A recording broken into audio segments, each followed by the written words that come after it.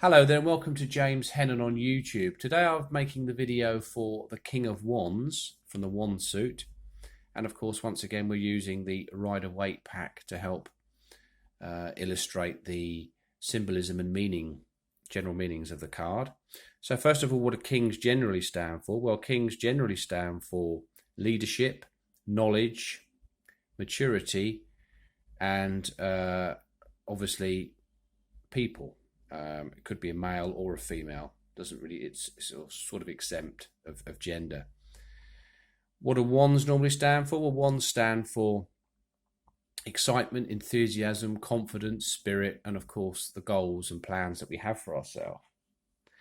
So what about the King of Wands? What do we see in this card? Well, we see like a small, like lizard type thing at the bottom here. I'm not too sure what that is. But we've got this regal-looking gentleman, which is a king, sat upon his throne, dressed in orange and green, holding aloft, obviously, the wand.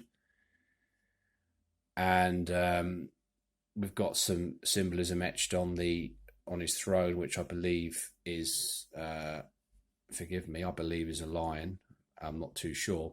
But generally, in astrological terms, I think that the King of Wands is normally associated with Aries, but you can be flexible and say Leo and Sagittarius if you wish to, because really it's more about the fire signs, really, more so than being specific, because you can't be too specific with tarot, because obviously it can relate to anybody of that general star sign.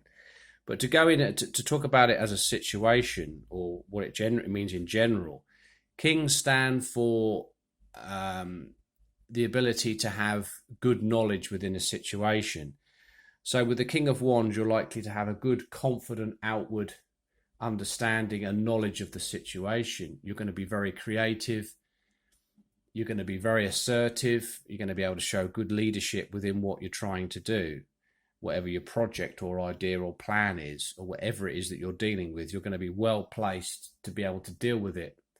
You're going to have a sense of real assuredness and assertiveness in an outward sense, and be able to delegate to other people if you need to. But you've got a good sense of creative maturity also within what you're trying to do. You've got a very, very good knowledge and have a strong handle on what you need to do.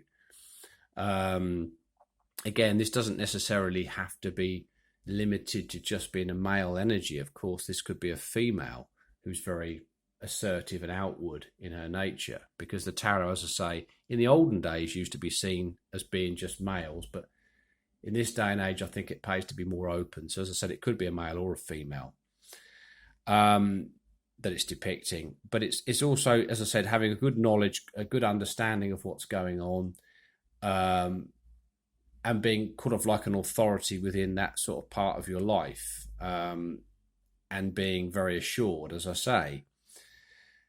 As a person, it could be somebody who is entrepreneurial, or it could be somebody who is a manager or a director of a company, someone who's very confident speaking to people, very confident in explaining what he wants to do, getting his plans into action very easily, very assertive, doesn't suffer fools gladly, can be quite firm but very fair, but someone who is quite approachable, and somebody who might encourage you if you've got plans or ideas. So you could turn to this person if you were in need of some sort of tutoring or guidance. This person would inspire you and would give you the confidence to have a go. But it's all about confidence, this card, outward confidence, outward enthusiasm, and a real sense of drive, wanting to get things done in your life and sort things out. So if this card comes out up in a reading and it's not a person, then it's telling you to adopt these qualities, and that the chances are that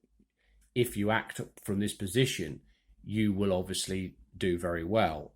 Depending on where it does turn up in a spread, it could mean that you do need, as I say, more knowledge on something. You may need more insight before you can act creatively, especially if it's to do with your creative plans or goals or projects that you have.